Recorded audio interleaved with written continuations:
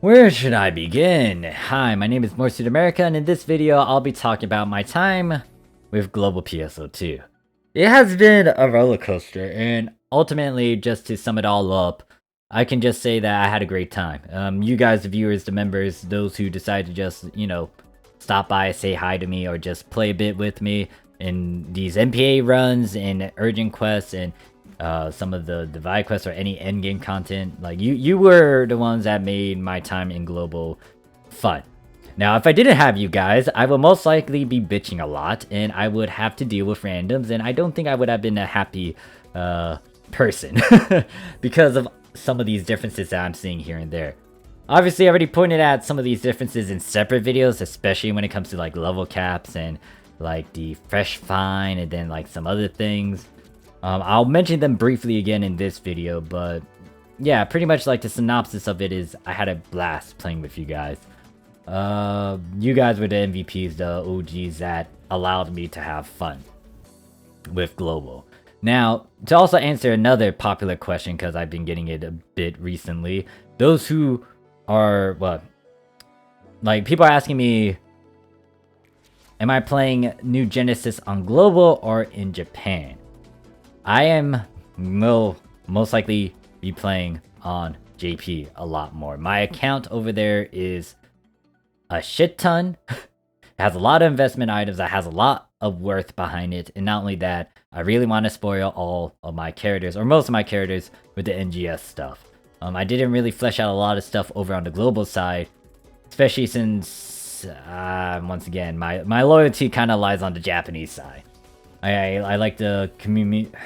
Well, before I go into biases, let me just stop there. But pretty much that's it when it comes to like the quick summary of this. Now, if you want to see me go into a longer story about various things, you can look in the description for the time skips. Now, right now you're seeing me go through like some of the solo challenges that I have where I go to extreme quests with the shitty equipment that I currently have. I think this one has a bit of fine-tuned augments and affixes, not the biggest, grandest of things like Crag. And then, what was it? I didn't have the best augments on my weapons as well, which did hurt me a bit. However, I was able to complete my own challenge and get through it. But there's a lot of things that I'm gonna have to point out in terms of how I nerfed myself, like how I didn't actually finalize some of my rings on some of these characters. I didn't really get the certain title that can boost up my stats, aka the one where most of your classes are at level 75 and whatnot. Then there's just the fact that I didn't really have the best of abilities to work with, and it did go against me when I did some of these challenges. In terms of me getting into Global, note that I did get into the Global PSO2 a bit early, or upon the Microsoft at least. I have a stream here. I think there's another video that I have in my history or in my channel where I played the Global North America PSO2. And the first one that I did was roughly around like June 9th, 2020. Now, if you're wondering why I didn't stay in Global during that time, it's due to the fact that I raged. I raged hard at the microtransactions and the differences that I can easily point out with the Japanese and the Global side. And it bothered the living shit out of me. And I already mentioned this in separate videos where I talk about the Star Gems and then my opinions about Fresh Find and the Mission Pass Battle Pass. The big thing that also annoyed me was how they put a lot of the fun stuff, or a good chunk of fun stuff, into the Mission Pass Battle Pass, where you could have actually just added more AC item stuff in there instead, or some of the stuff that could have been moved from the Fresh Find could have been in the Mission Pass instead, and you can have left the fun item stuff that's in the Mission Pass in the fun scratch, so you can just play around with the fun, because you'll most likely toy around with the fun scratch because you're trying to get the my 3-day shot. But that's just my opinion. You saw I rage off of the Microsoft PSO2. Now, I think there was a couple issues with me trying to deinstall the goddamn Microsoft PSO2. And apparently I also got rid of it. There's another stream that I did where it kind of stated how I went over there to Global. And it's this one over here. Yep, I got into Global. This is where I made another account, my Steam account, and I rejoined the game on February 6, 2021. Now, the reason why I joined back during this time was because of the free events that was going on. It was slowly getting into episode 6. And not only that, it was because of how a lot of my members and viewers were peer pressuring me into going into global. And then the other thing was how a lot of my pals on the Japanese side were just waiting for an NGS, or they were just burned out, done with PSO2 because they already did all the things they wanted to do. So during that time, it was like, I have no one to play with. So who the fuck am I going to play with? And I decided to go over there to global just to experience the global side and just to know some of you guys, the viewers and members and all that jazz. So yeah. I can go into a good chunk of details about the leveling, but it's pretty much the same when it comes to Japan and global. There's only a few differences like level cap, client orders. Global does not have that, Japan has that.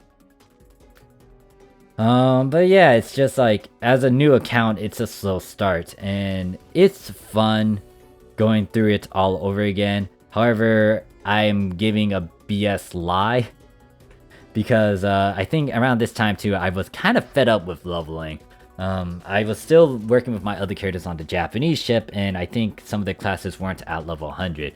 So I'm not a big fan of leveling just because I've been exposed to it too many times, and I've done it to the point where it can get exhausting. And I've been doing it for a lot of my characters. What is it? Back then especially, it wasn't as nice in terms of leveling. You didn't have bonus keys, so it wasn't that convenient. It wasn't convenient, so it was an uphill battle, and it's like that kind of left a bit of a trauma in me, I guess, or a dislike to it. But there's still a bit of like I like leveling and starting with some new stuff and just being exposed to it. Most likely I'm not gonna have as many issues when I do it over there in NGS, but it depends on the execution and some other little snippets. All in all, I'll also have to give a shout out to those who ran with me, carried my ass and all that. I am going to be blunt about it, and yes, I kind of am a hypocrite because in some of my videos I state that I don't like leechers. Pretty much I am leeching from you guys. I mean, you guys are, you could combat that and say like, you're helping me and stuff, but I'm just going to be aggressive to myself and just say, yeah, I was kind of leeching. You guys carried my ass, which I don't mind. You took your time out of your busy schedule or whatever you were planning to do in game to just help this grub out or this visitor out. So shout out to anyone who did come to help me on the various ships that I was on with my certain characters. Now, oh yeah, leveling. And I specifically remember this damn limited quest. I hate this damn thing. I'm not a big fan of it. It's okay to do for a couple runs, but I wasn't a huge fan of it because I liked beating up the old Magatsu, or just getting on Magatsu and beating him up physically with my own character. It's nice to see like this small person just beating up a giant thing. You don't get that sort of joy because you're using an AIS and it's up in space and you're not really using your own stuff against said giant Magatsu. But the reason why you had to do this was for the free items, and also it was kind of being spammed, and I might as well get a couple levels. It also had a boost, I think. I don't remember the exact stuff, but yeah, I hated this limited quest. But it was nice to kind of relive some of the stuff that I remember seeing on the Japanese side and seeing it through Global PSO2. Now, there's a lot of stuff that Global PSO2 did not even incorporate, do that I remember that kicked in over there in Japan. There's a lot of ups and downs. There's a good couple differences, like how Global has triggers that they can easily spam compared to that of Japanese PSO2. But yeah, in terms of the leveling portion, it's pretty similar. Wish they kind of kept some of the level caps, especially for the Scions, because it did force you to understand a bit more about the weapons and the styles and the class, but it is what it is. It's a good and or bad thing. It depends on how you view it. Could be quite tedious depending on how many characters you have as well. Granted that the Scion level caps were account locked compared to the regular stuff.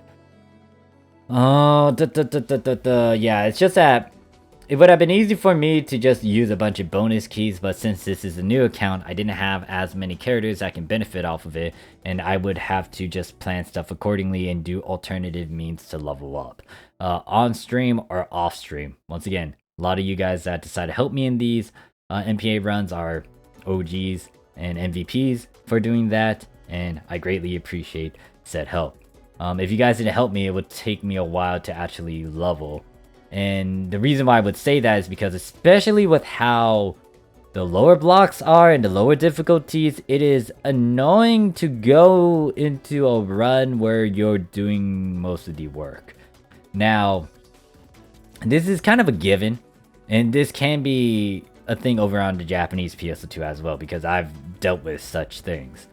What I'm getting at is how, if you're a low level and a lot of people are doing a lot of ultra hard stuff, there's a chance that you may not have a good party or not as many good players doing a lot of the lower end stuff. Now, on the Japanese side, some people went out of the way to do lower difficulties and spam that a bunch so they can increase the percents and just kind of help out some of the lower players, so they do two birds with one stone.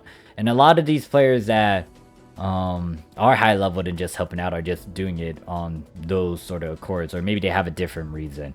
But in global, it's like a 50-50 where I actually have a run where, especially with randoms, where they can carry their own weights and actually do some stuff. I think I got irked with one run where this was off stream, it wasn't recorded, where I was like trying to do an urgent quest on hard, and I had decent stuff on me, but the problem was there was like this high level character, maybe roughly around level 60. It was somewhere between the 50 and 60 range. They were in my MPA and they didn't have the best of the equipment, and they couldn't really carry it. And not only that, they started the teleporter immediately instead of waiting for other people. I think we had a couple more players that came in, but they weren't as great. They had low gear. And what's worse is that I actually did most of the work when we started that run. I think it was like 4 of us in there, and I didn't have the best of equipment, but I was getting most of the aggro, and I had to go to the other side to help out this person as well with some of their stuff. It's weird. And I get it, because you don't want to have like the good equipment for each different level range, because you will definitely want to actually use most of your spendings, your monies on the stuff that counts, especially in the late game. So but at the same time, it's like, have something that you could easily use for late game, but also use for the moment in the temporary mid game that you're in. And it was weird for me to always get that sort of thing. And once I started to do ultra hard content, it kind of happened also in ultra hard content, because even though we didn't start up the teleporter as much, let's just say some of the runs that I was in, I had the aggro. And it's bad because I only used the collection fire weapons at that time, and I didn't even have like great augments and abilities. I only had like novel units or something, or liberate. I think it was revelates. Yeah, revelates units with default stats. It was just weird. I didn't like how I was able to carry. I didn't like how I was aggroing all the mobs too. There was this one time when I was like phantom rifle, where I was just you know, shooting, doing stuff, doing damage. And then when I did my spread attack move, I apparently aggroed all of them on me when there was like several other players that were like hitting these things. I was like, wait, what the fuck is going on? That was not fun, because as a phantom rifle, I'm squishy and I don't need to have said aggros. And I think there was like a couple hunters in the MPA, and a hunter too, that could have easily get the aggro, but why did I get the aggro?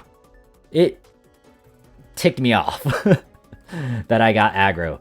Unless I'm playing something that is heavy in terms of damage, like I shouldn't have aggro. Or if I had something that can control aggro, I shouldn't have aggro, but it happened at times. So it's a different experience from that of Japan. And I remember a lot of stuff on the Japanese side. The other thing is like the random MPAs. Now, I get it. If you want to avoid random MPAs, you would want to seek out your own party. You would want to seek out your friends and stuff. But not everyone is going to be consistent. Not everyone is going to be willing to go on all these various runs and try to form MPAs and all that.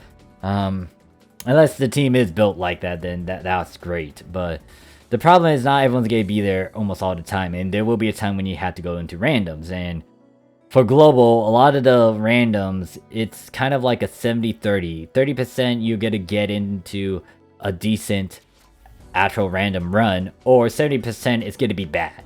Actually, maybe I need to change the percentage. 80% to 20. Most of the time when I went to randoms, it was bad.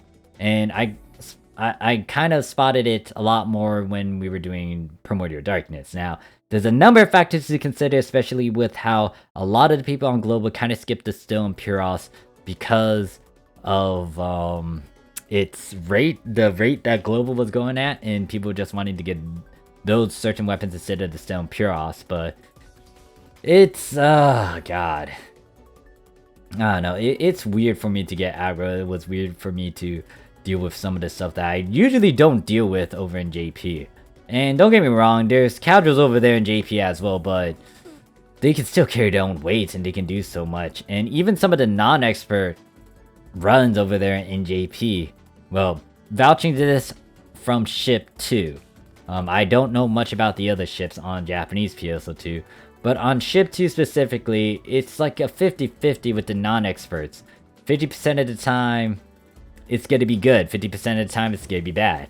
But it just shows like there's different mentalities and different approaches to going about these quests, and I just or just the quality of these quest runs, and it kind of bothers me because it creates a chain reaction. And I get it, some people are casuals, but it's like you still gotta carry your own weight. You gotta be conscious of it because there's gonna be issues where people are gonna bitch about it because you're eating up their time.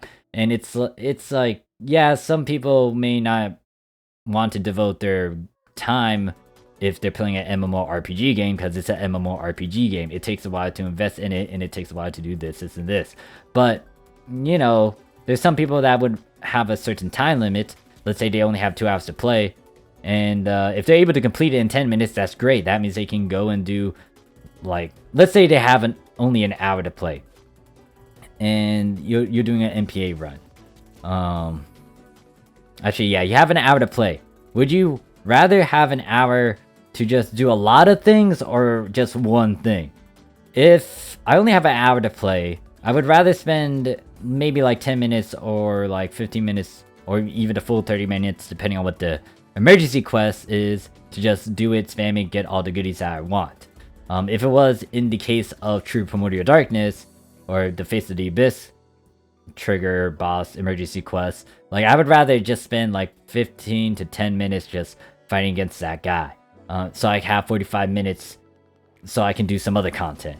But if I am stuck doing this one content and fighting against this boss and it takes like 40 minutes because of this random MPA, you just ate up 40 minutes of this guy's 1 hour that they have free time with, and now they only have 20 minutes. So that's the big thing that ticked me off, because it was like, why does it take so long to do this? And after like 2 to 3 weeks in with this certain boss as well, all these random runs were still hitting those time limits. I only had a few times where it was actually 20 minutes. And I could easily show this because I have a recording of one of these runs going for like 30 minutes for a Primordial run. And I think well, when was this recording kicked in? It was like March 18th, 2021. It might have been like during its official release. It might have been a few days in and people are still learning. That's fine. But you could see that this run took, it was like, what? Started to get to the point where it was like around 30 minutes that we finished this. Yeah, roughly around. It's technically 26 minutes, but it's just, yeah, it's painful.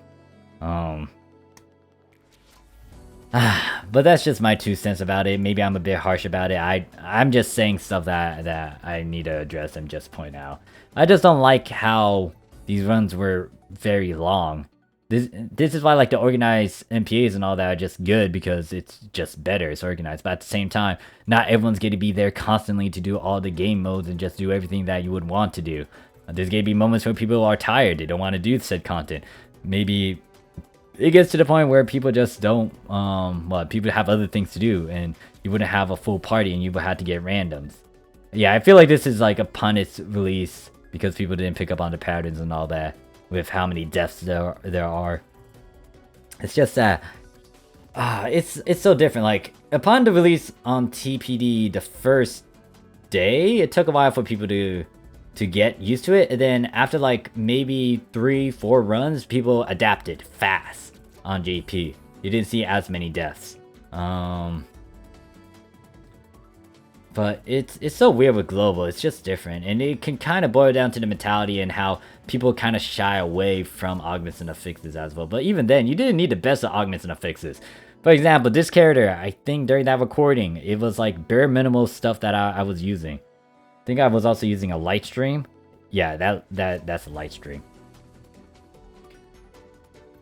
Oh wait, yeah, that's a light stream. So it's like I'm doing okay. I didn't die as much. I didn't do this, and this, but it's a balance of all the things that I've known with my Phantom class, knowing these skills, knowing how to abuse the iframes, knowing what to do and what not to do, knowing the enemy, knowing their patterns. Like, oh shoot, he's gonna fire a laser. Luckily, I was hugging the side, but a good chunk of people died. You gotta be quick about that.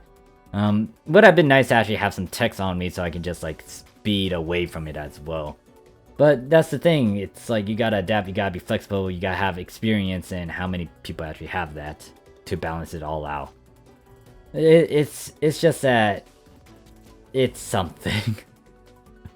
The fact that I had to watch some people show some of their streams and see how many people died in that and how bad it was, it burned my eyes and ears and my brain. Anyways, let's get away from this topic. So, pretty much that was my spiel about TPD run and all that. In terms of markets, I think I have a video on that, or do I know of a certain playlist that goes into the market? I did look at the global prices. It's all over the goddamn place. How do I feel about that? Got mixed feelings about that. It's very, very cursed. Cursed in a good and bad way. Cursed in a good way because it's like, if you know your stuff, you know how to abuse it, and you can pick up on these things, you can get so much meseta out of it from people. But it's cursed because it's bad cursed because if you don't know your stuff and you're forced to buy some of these things, it's going to be stupidly expensive. The big example of it was in Augments and Affixes, because there's a lot of things that you could capitalize on. There's a lot of things that you could exploit and use to your advantage. There's some things that people weren't really conscious about and didn't pay attention to the market about that you could have exploited. But the flip side is if you were on the receiving end. A good example of this would be me talking about my budget build. Now, I was trying to go for an affix, a small, easy affix over on the global side. Now, in JP, I know it wouldn't cost as much. Most of the things would have been possible, and I would have done it in a 10 mil budget. So 10 million was my budget. Over there in JP, I can use 10 million to do 3 unit pieces and a weapon, depending on if I farm for these things or, you know, if I need to just work on certain augments and affixes. Over in global though, it took me 10 mil to do 1 unit piece. 10 mil. And this was just on one ship. It could have been because it was close to a boost week as well. But it was bad that some of the common abilities that were cheap in JP were not as cheap in global. And that could be due to a number of things. It could be because the demand for it isn't as high, the supply isn't as high, so the price is actually high. Demand wasn't high, but apparently it's low on the market, so it's annoying to stare at some stuff that I was like, this is not a budget. Me spending 10 mil on the market to just affix one unit piece is not a budget in my book. And that's why I didn't do budget builds, because it is very hard to keep the prices as they are, and it's hard to do it if you're on a different server with different mentalities. Not only that, on the Japanese side, most of the people are aware of like some of the technical things and what you could try to exploit, and they would tackle that easily.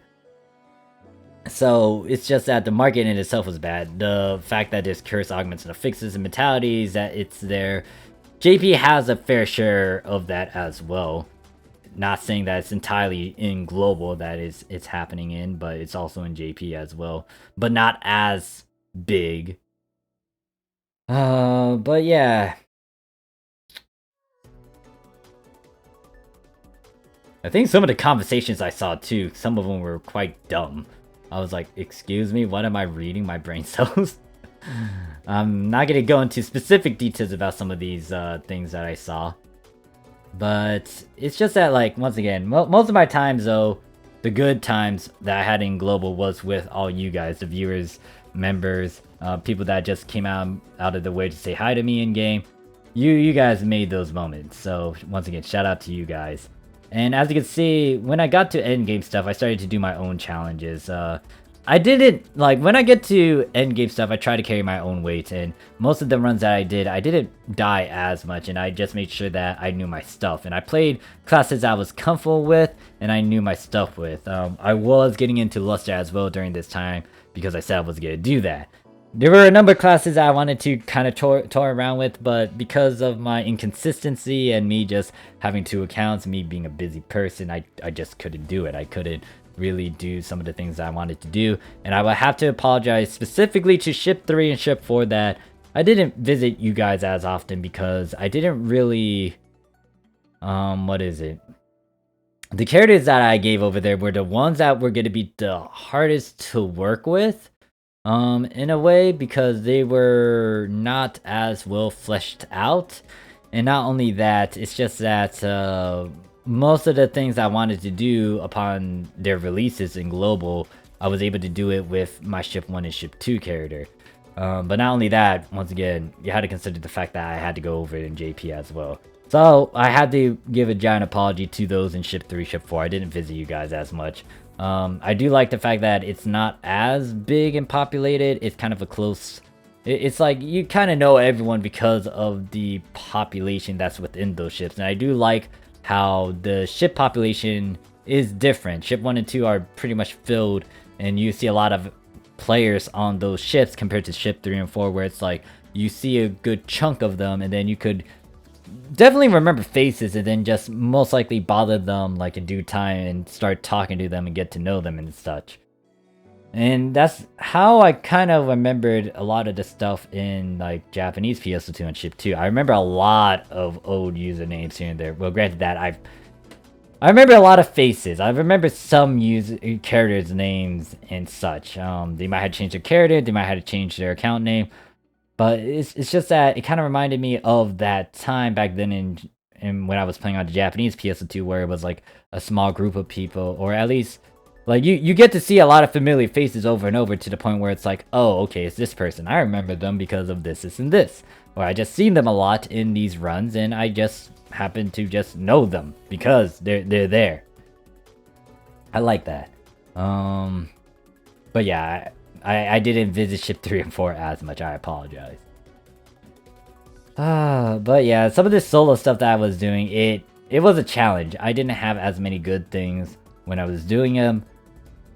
It's like I was purposely nerfing myself, and I was still playing in the style of like what I did back then in episode 3.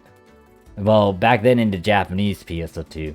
Still using 2-click, didn't use rings as much, didn't really emphasize heavily on what is it, mate usage and all that. I don't know. It's like I'm still playing in the old ways.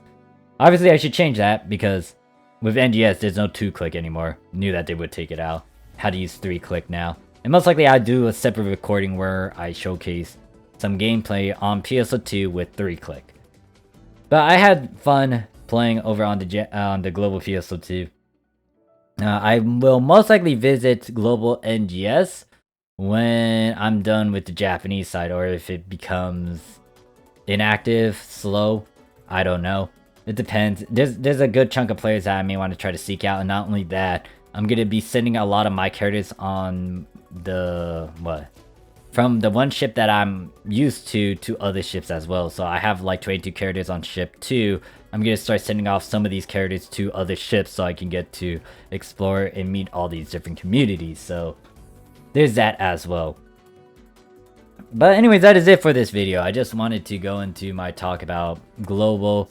Also note that I forgot to mention this, but on my Discord, there is a panel where I took screenshots with those who wanted to take a screenshot with me. It's labeled accordingly, some on ship 3. I took a good chunk of pictures on these different ships, ship 3, ship 4, ship 2, and ship 1. What I might do is visit Global one last time before NGS kicks in and take final screenshots. If you haven't got in there, I'll try to organize it a bit through my Discord, but it depends on when they actually do an early maintenance as well, so they can prep for the NGS release. But yeah, that's pretty much it for this video. It's already like 30 minutes long. I'll leave it at that. So thank you guys for watching. I definitely had fun playing over there in Global, just getting to know it. And the biggest reason to why I did it too was just to experience it. It's easy for someone to just talk about it and then just, you know, say a lot more with it and just go with the flow, but it's also great to experience. Well, it's best to try to experience it as well so you can build up on that credibility and also just see what Global is. And it does feel like a bit of a different game compared to that of Japan, and that could be a good and or bad thing. But there's a lot of differences. There's a good chunk of differences still, and I don't know if they're gonna fix these differences. Once again, there's a lot of stuff that's being displayed in the notes, talking about how they're discontinuing a lot of stuff, and this is what's gonna happen, and NGS is out, blah blah blah blah blah blah blah. So yeah, let me know your thoughts. Let me know your comments. Do you agree, disagree with some of the stuff that I was complaining about? Notes that this is just my opinions, and some of the stuff that I saw might not be 100% true, but these are the things that I bumped into. But once again, overall, I had a fun time, especially playing with the viewers and all that. But yeah. Anyways, that is it. Thank you guys for watching. I'll see you guys in the next episode video. Peace.